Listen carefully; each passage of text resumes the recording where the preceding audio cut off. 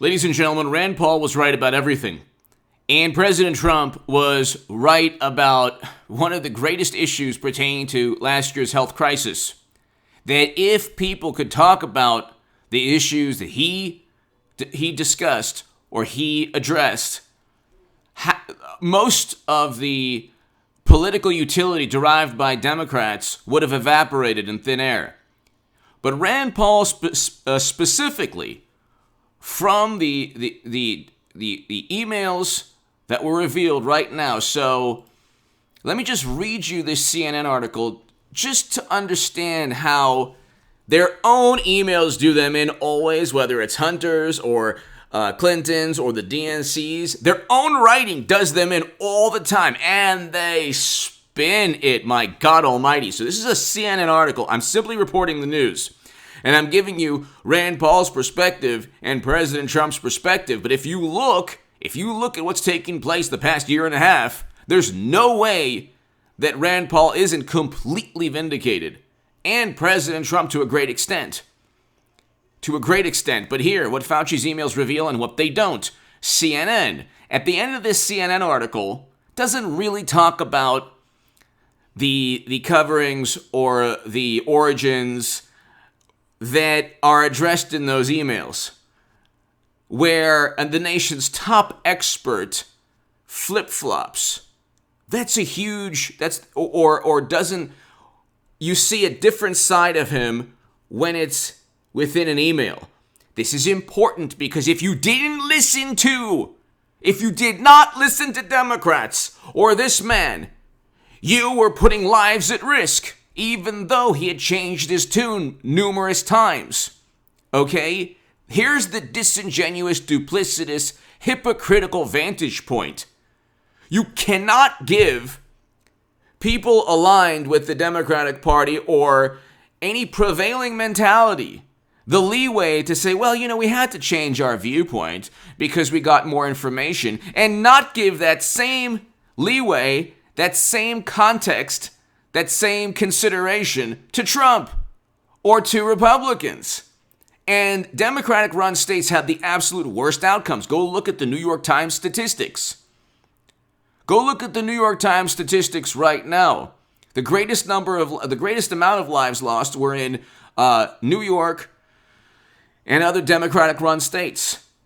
According to the New York Times statistics, the highest per capita rate were Democratic-run states. Okay? But you look at what Rand Paul was saying, and hit subscribe to this channel right now. Hit subscribe to H.A. Goodman's other channel. And then you look at the CNN article right here. Throughout the emails, his on-paper voice sounds just like his television voice. He is humble, curious, and committed. My takeaway, he's just like us, or at least he's how most of us like to imagine ourselves to be in our best days. I look forward to reading more. No!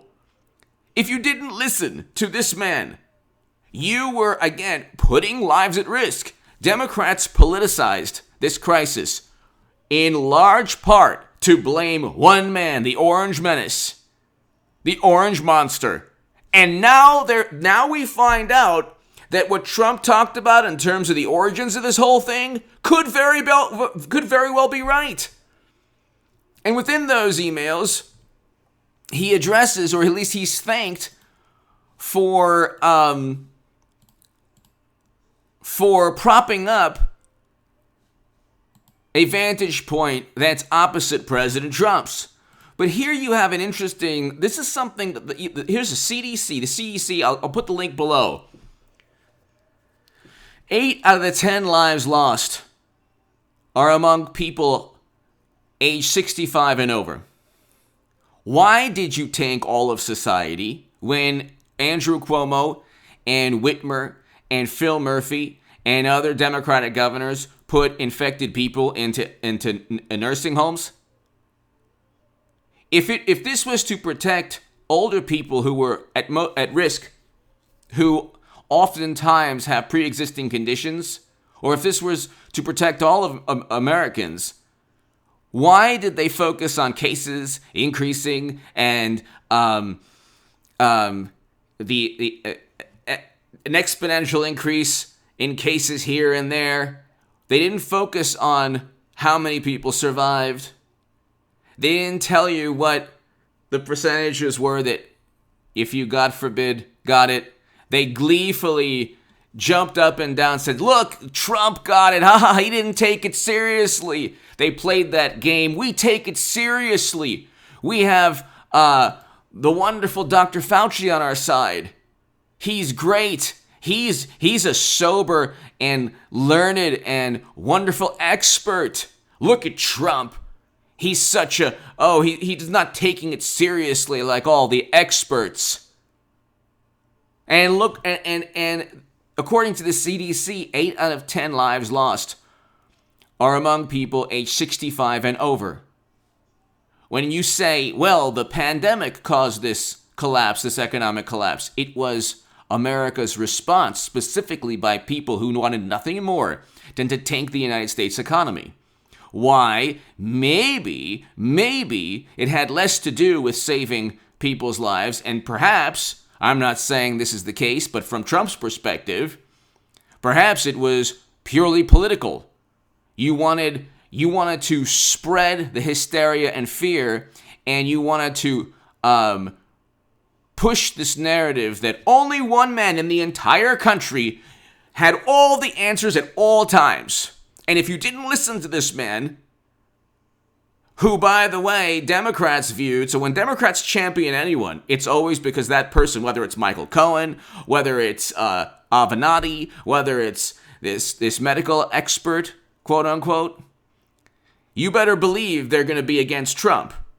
So he was viewed as somebody who continually had to check or counter President Trump's narrative. The origins had nothing to do with what Trump was talking about. And we these restrictions have to keep these restrictions going,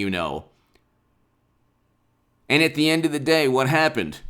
People were misinformed, not because they didn't try their best, but because the one man anointed. We have a nation of over 320 million Americans. We put one person in charge, and it's not even we put. The media and Democrats made this man out to be this messiah in terms of information. And he wasn't. He never was. He never was. And so you wonder why these emails are viewed by Trump and especially Rand Paul, who called him out every step of the way.